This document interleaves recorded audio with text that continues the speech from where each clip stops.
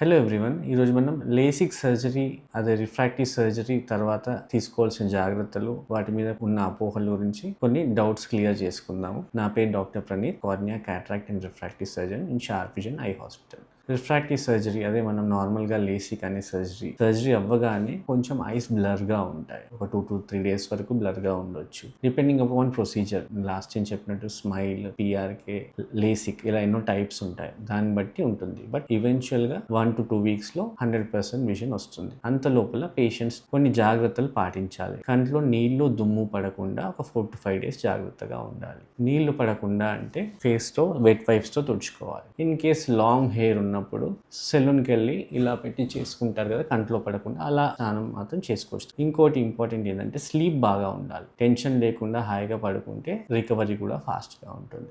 Screen time కూడా 3 to 4 days వరకు తగ్గిస్తే బెటర్. హెవీ వెయిట్స్ కూడా లిఫ్ట్ చేయకపోవడం బెటర్. ఇంకోటి ఏంటంటే ఒక 4-5 days తర్వాత నార్మల్ విజన్ వచ్చాక కూడా ఫేస్ వాష్ మనకు కొంచెం క్లీన్ వాటర్, అంటే తాగే వాటర్ కానీ ఫిల్టర్ వాటర్తో క్లీన్ చేసుకుంటే బెటర్. ఇంకో జాగ్రత్త ఏంటంటే first 2 to 3 weeks ice rub చేయకుండా చూసుకోండి. పడుకునేటప్పుడు కూడా ఇలా పెట్టుకొని ఇలా రబ్ చేసుకుంటుంటారు కొంత, అలాంటివి అవాయిడ్ చేయండి. టెన్షన్ పడకుండా ఉంటే ఒక 2 to 3 months తర్వాత పర్ఫెక్ట్ విజన్ వస్తుంది. యూజువల్గా 4 to 5 days తర్వాత 6/6 వస్తుంది, కానీ కాంట్రాస్ట్ సెన్సిటివిటీ కానీ, హై క్వాలిటీ విజన్ కానీ, డెప్త్ పర్సెప్షన్ మొత్తం నార్మల్ రావడానికి 3 to 6 months పడుతుంది. ఇంకో మెయిన్ ప్రాబ్లం, ఇంకో కన్ఫ్యూజ్ అయ్యేదంటే పేషెంట్స్ ఒక కన్ను మూసుకొని ఇంకో కన్నుతో చూస్తుంటారు, కంపేర్ చేస్తుంటారు. ఇలాంటిది మాత్రం అస్సలు చేయకూడదు. ఎందుకు అంటే ప్రతి మనిషిలో ఒకటి డామినెంట్ ఐ ఉంటుంది. అది దూరంకి డామినెన్స్ ఉంటుంది, ఒక ఐ దగ్గరికి డామినెన్స్ ఉంటుంది. ఇప్పుడు లేసిక్ అనేది హై పవర్ వాళ్ళకి చేస్తాం, అంటే వాళ్ళకి చిన్నప్పటి నుంచి స్పెక్టకల్ డిపెండెన్స్ ఉంటుంది. సడన్గా మనం స్పెక్టకల్ డిపెండెన్స్ తీసేసి